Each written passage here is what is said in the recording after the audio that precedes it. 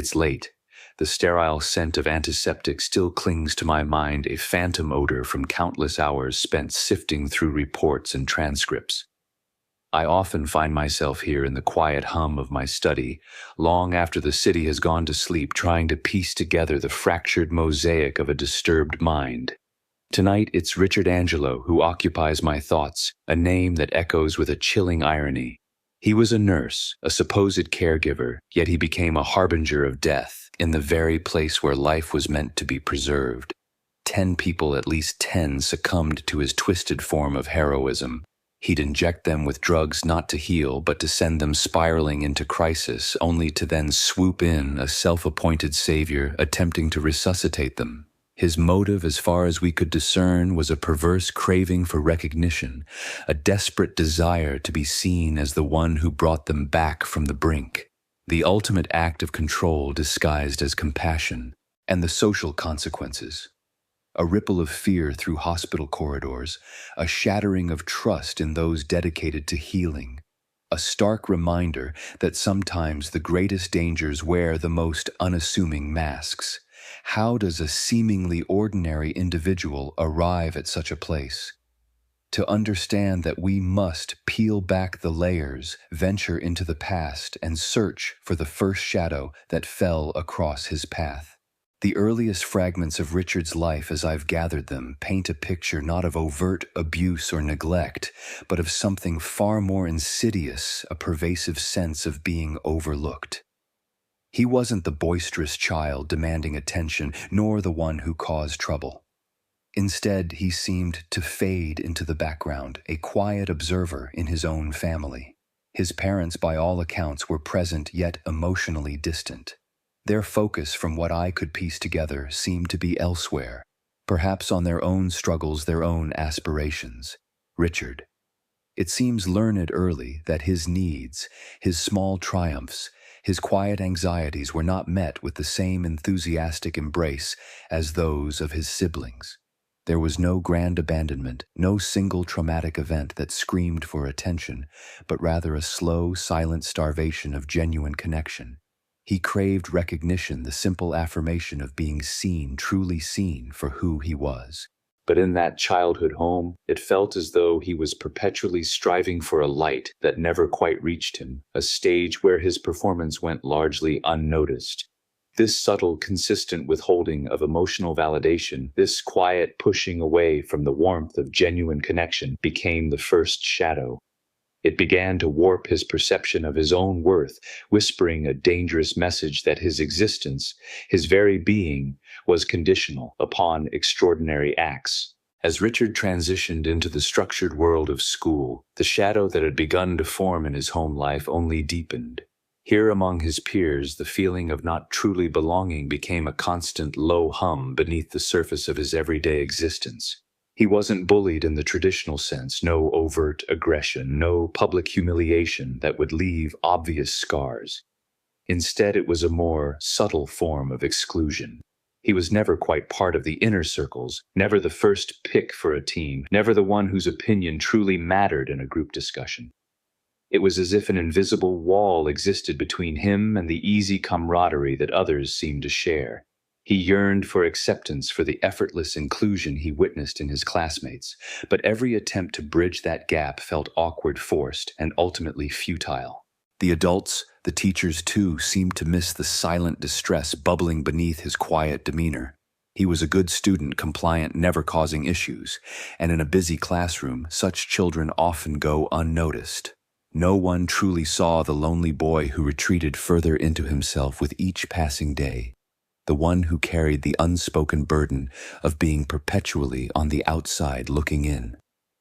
This consistent feeling of being unheard, unseen, and unchosen fostered a deep well of resentment. It wasn't a loud, defiant anger, but a cold, simmering hurt that convinced him he was inherently flawed, unworthy of genuine connection. The world, it seemed, was constantly abandoning him, not with a dramatic exit, but with a quiet, persistent turning away. Puberty for many is a period of awkward self-discovery and burgeoning identity. For Richard, it was the time when those nascent internal deviations, subtle in childhood, began to solidify and take on a more defined, darker shape.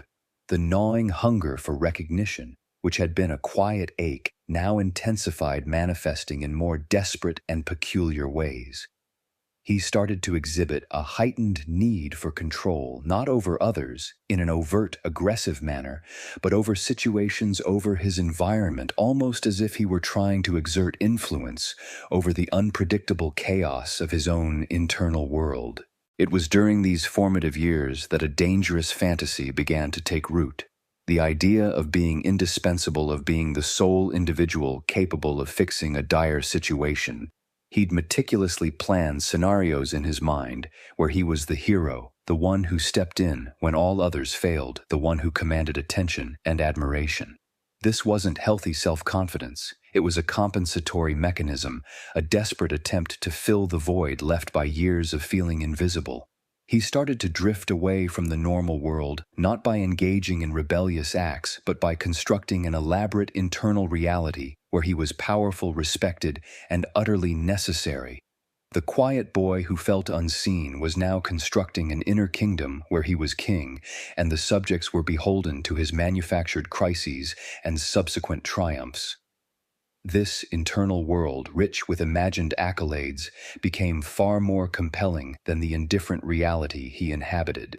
As Richard transitioned into adulthood, the internal deviations that had begun to emerge in puberty became expertly concealed beneath what I can only describe as a perfect mask. On the surface, he was everything one would expect from a diligent, aspiring professional. He pursued a career in nursing, a field ostensibly dedicated to caring for others, a choice that to an outsider would seem noble and compassionate. He was meticulous in his studies, quiet, attentive, and seemingly committed to his work. No one noticed, or at least no one voiced concern about the subtle rigidity in his interactions, the almost robotic efficiency that lacked genuine warmth. He mastered the art of observation, learning to mimic the appropriate emotional responses without truly feeling them. He would nod empathetically, offer comforting words, and perform his duties with a precision that was beyond reproach.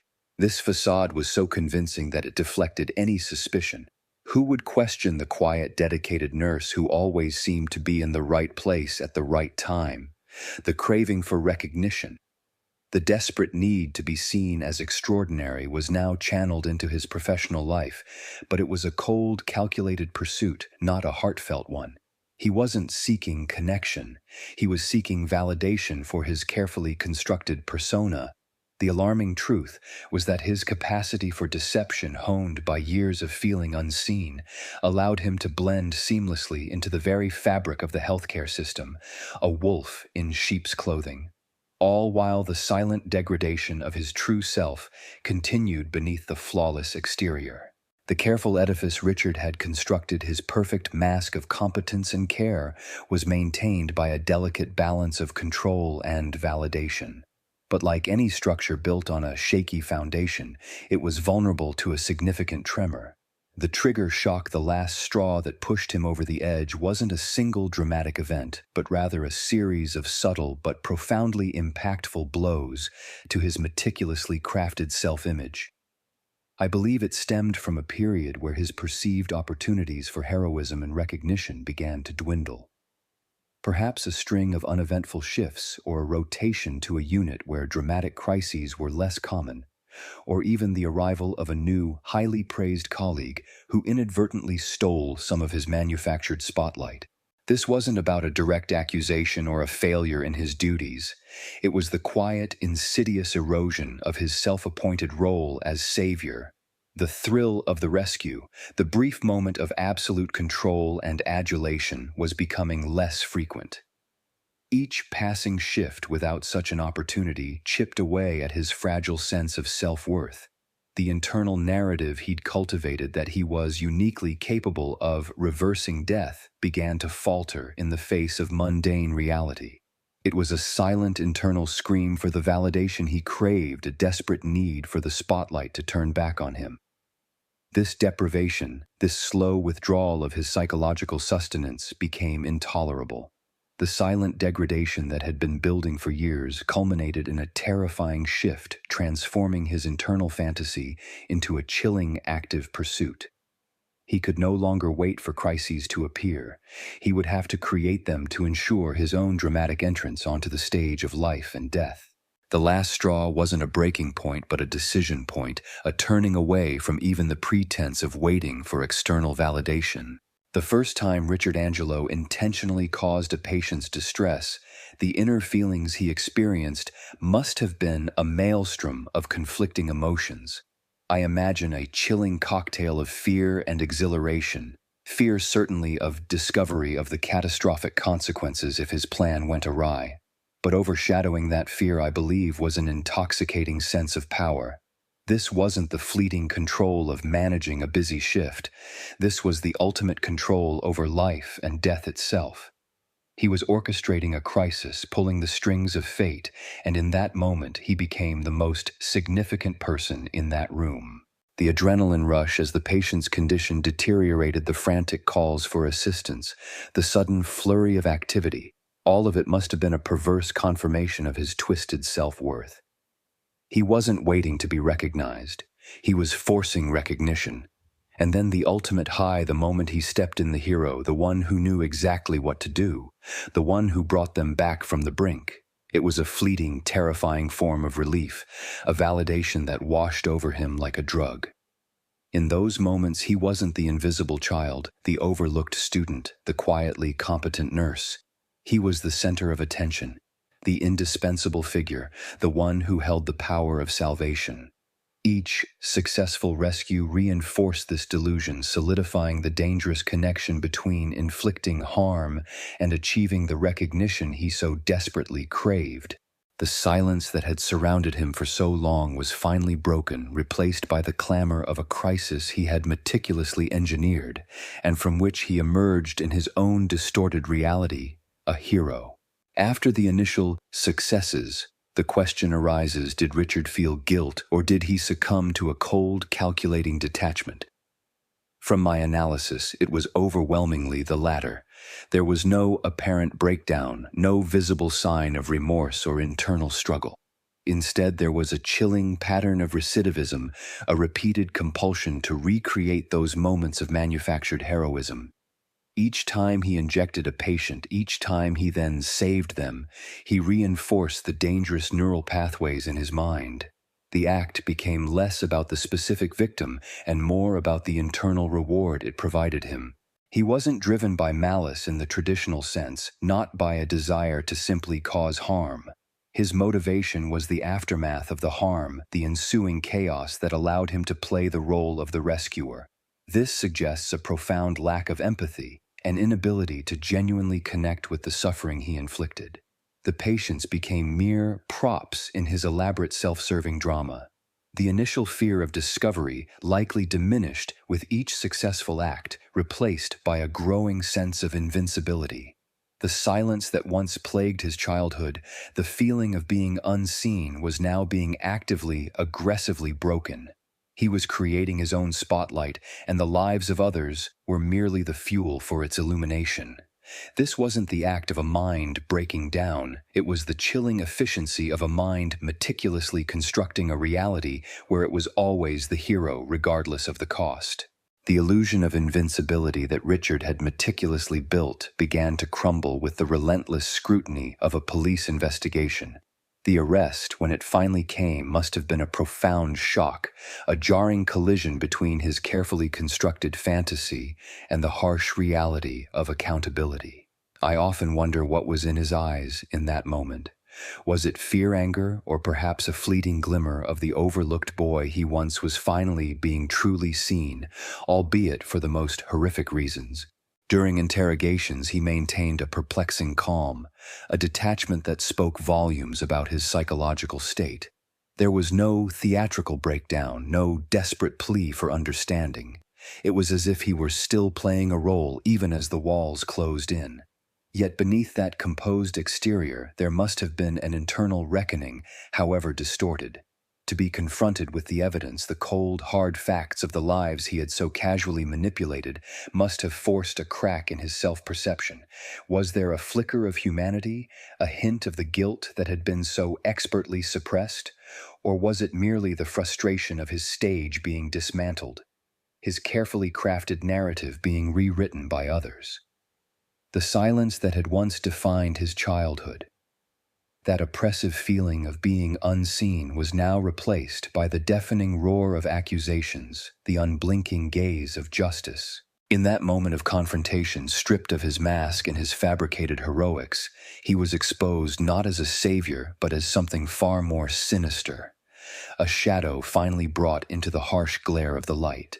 Richard Angelo's story is a stark and deeply unsettling reminder that the roots of deviant behavior are often subtle, buried deep beneath layers of seemingly normal existence. We often look for dramatic catalysts for overt signs of trauma, but sometimes the most profound damage comes from a consistent, quiet deprivation. The feeling of being overlooked, of never quite belonging, of a desperate yearning for recognition that goes unmet. His childhood marked by a pervasive sense of invisibility, the school years where he felt perpetually on the outside looking in, and puberty where his internal deviations began to solidify, all contributed to the creation of a fragile ego constantly in search of validation. Could we have stopped this sooner? This is the haunting question that lingers after every case like Richard's. Perhaps if someone had truly seen him, truly acknowledged his quiet struggles, offered genuine connection instead of silent neglect, the trajectory might have been different. The image of the silent, overlooked child desperately craving a light that never quite reached him remains a powerful symbol in this tragedy.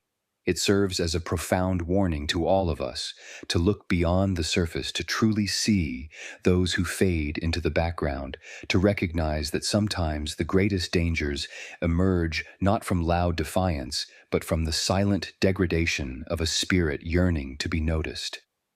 It compels us to ask, are we truly seeing the silent ones among us, or are we inadvertently contributing to the shadows where such destructive desires can fester and grow?